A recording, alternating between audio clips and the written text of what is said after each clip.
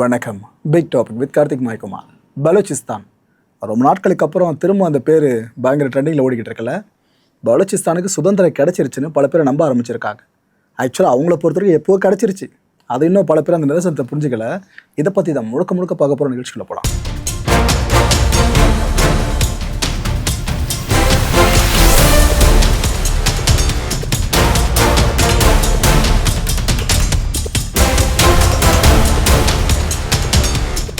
கடந்த 15ஆம் தேதி நம்ம நாட்டில் சுதந்திர தின கொண்டாட்டம் நடந்துச்சா?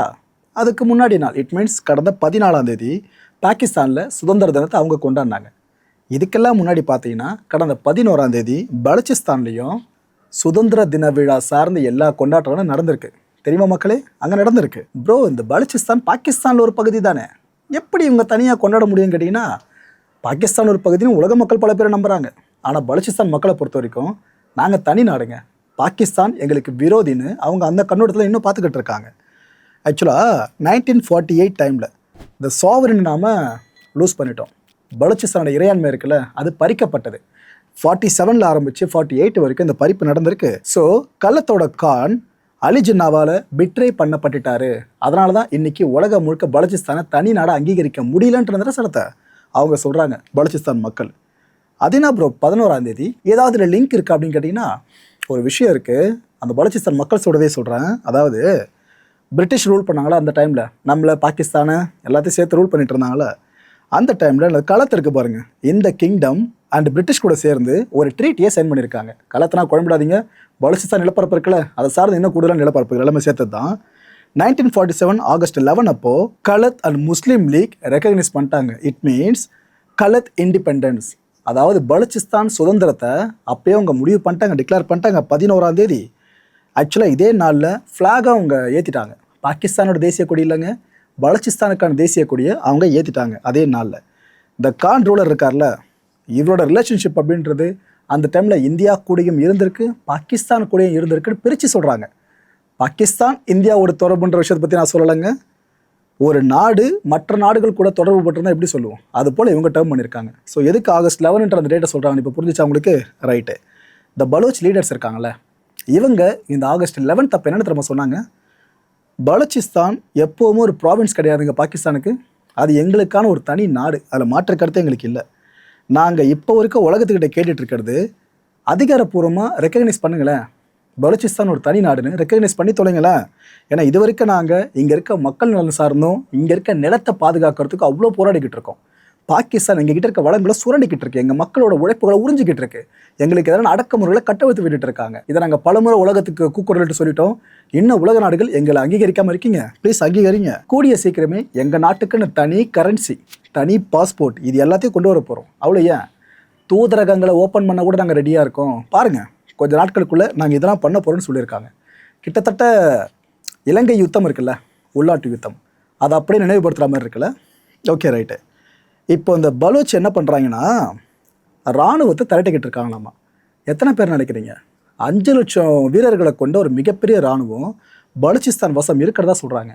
அங்கே இருக்க மக்களை அப்படியே இராணுவமாக திரட்டி இருக்கிறதா தான் அவங்க இங்கே பதிவு பண்ணியிருக்காங்க. அவங்கக்கிட்ட 5000 லட்சம் கோடி ரூபாய் அளவுக்கு ரேர் எர்த் மினரல்ஸ் இருக்குன்ற விஷயத்த சொல்கிறாங்க. இது மிகைப்படுத்தப்பட்ட தகவல் கிடையாதுங்க, உண்மைதான். ஆக்சுவலாக பலூச்சிஸ்தான் பூமி இருக்குல்ல, அது அந்த அளவுக்கு வளங்கள் செழிஞ்ச ஒரு பூமி.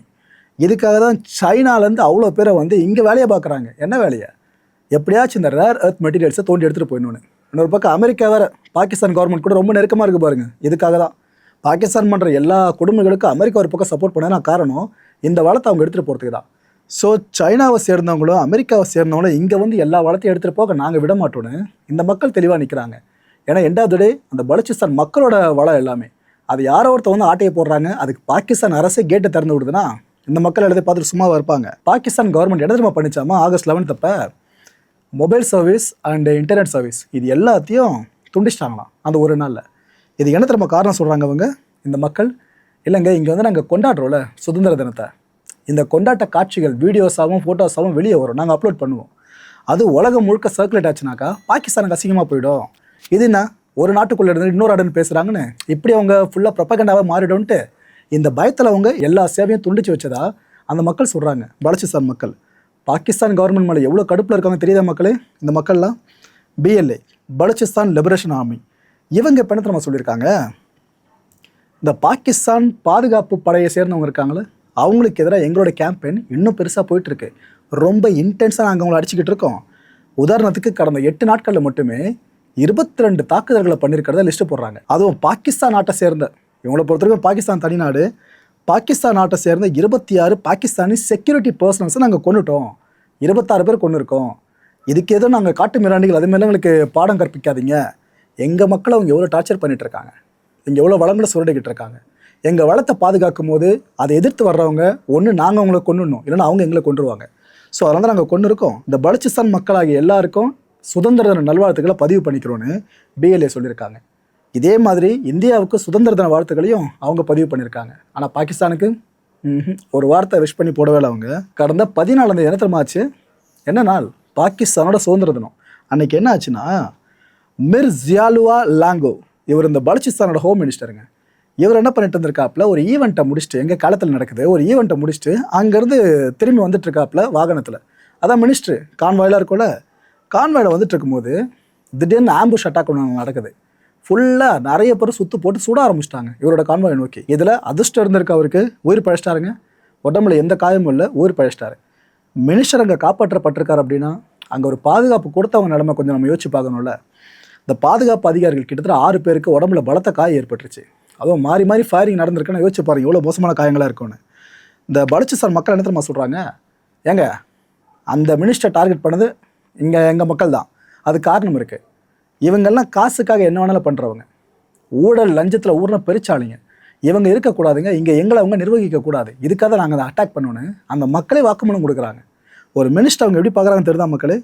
இன்னொரு விஷயம் மறந்துடாதீங்க, கடந்த ஜூலை மாதம் என்ன தெரியுமா ஆச்சு, இதே மாதிரி ஒரு செஷன்ஸ் ஜட்ஜு அண்ட் அவரோட செக்யூரிட்டி கார்டு இப்படி 2 பேரை சுட்டு கொண்டாங்க.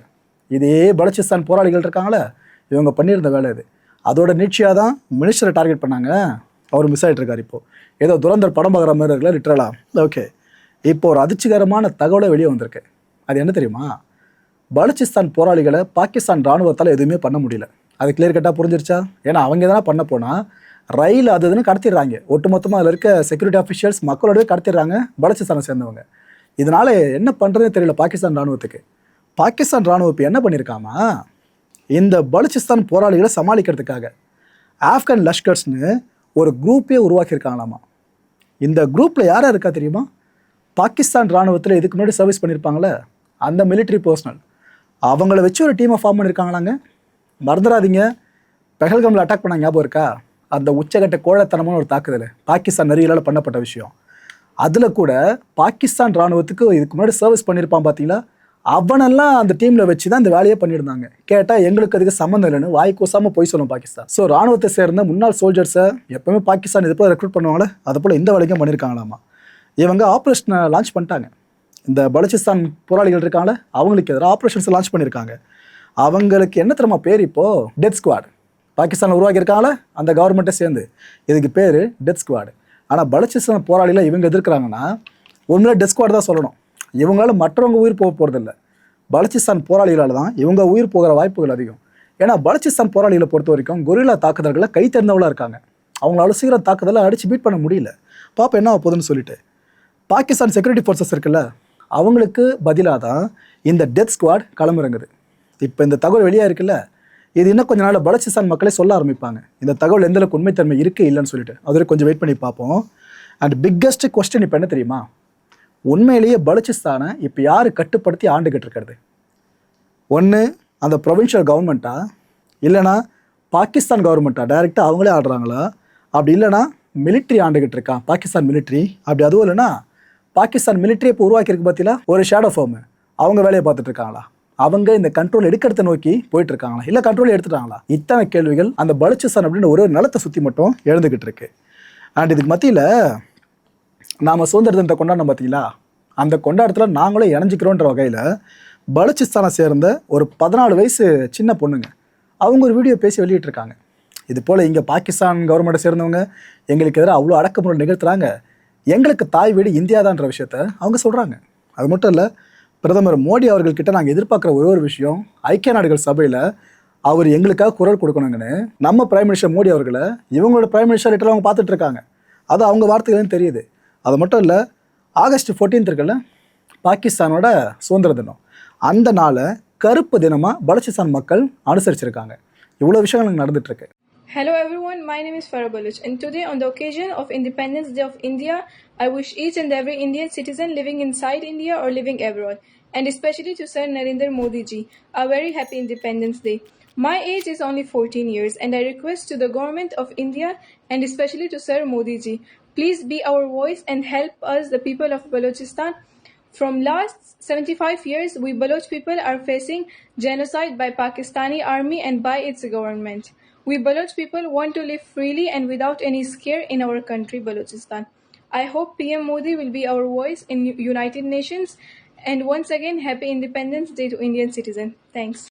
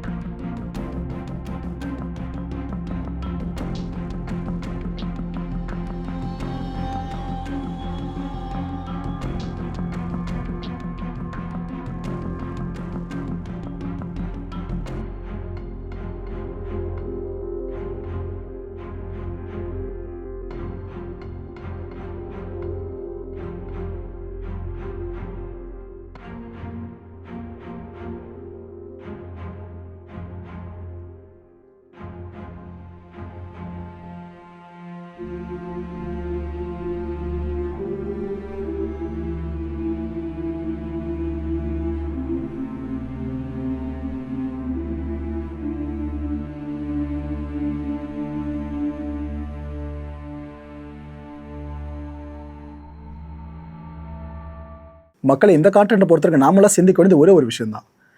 பலுச்சிஸ்தான் நிலத்தை சைனா அமெரிக்காவுக்கு கூறு போட்டு விற்கிறதுக்காக பலுச்சிஸ்தான் பூர்வகுடி மக்கள் இருக்காங்களே, அவங்களே நசுக்கிறதுக்கு பாகிஸ்தான் ரெடியாக இருக்குது. பார்த்தீங்களா, இதுக்கெல்லாம் மன்னிப்பு கிடைக்குமாங்க? அடுத்த நிகழ்ச்சி சந்திக்கலாம். நன்றி, வணக்கம். நம்ம மாயம் ஸ்டுடியோஸ் யூடியூப் சேனலில் ஒரு நாளைக்கு 5 வீடியோஸ் போஸ்ட் பண்ணிட்டு இருக்கோம். எல்லா வீடியோஸ்க்கான நோட்டிஃபிகேஷன் உங்களுக்கு வரணும்னாக்கா சேனலை சப்ஸ்கிரைப் பண்ணிட்டு கீழே ஒரு பெல் ஐக்கான் இருக்கும், ஆல் நோட்டிஃபிகேஷன், அதை கிளிக் பண்ணிடுங்க. அதை கிளிக் பண்ணால் மட்டும்தான் நான் போடுற வீடியோஸ் ஒன்று நீங்கள் பார்க்க முடியும். அண்ட் மாயம் ஸ்டுடியோஸ் போலவே மாயம் பக்தி அண்ட் மாயம் லைஃப் ஸ்டைல் இந்த சேனல்ஸையும் சப்ஸ்கிரைப் பண்ணிடுங்க. சப்ஸ்கிரைப் பண்ணிட்டு மறக்காம பெல் ஐக்கானை கிளிக் பண்ணிடுங்க, ஆல் நோட்டிஃபிகேஷன் கொடுத்துருங்க. யூடியூபை தாண்டி அடுத்தடுத்த அப்டேட்ஸ் நீங்க தெரிஞ்சுக்கணும் அப்படின்னா நம்ம மாயம் ட்ரெண்ட்ஸ் ஃபேஸ்புக் பேஜை ஃபாலோ பண்ணிடுங்க. கூடவே மாயம் ஸ்டுடியோஸ் 9 என்ற இன்ஸ்டாகிராம் பேஜையும் ஃபாலோ பண்ணிக்கங்க. இது எல்லாத்துக்கான லிங்க்ஸையும் கீழே டிஸ்கிரிப்ஷன் பாக்ஸ்ல கொடுத்துருக்கேன். நன்றி.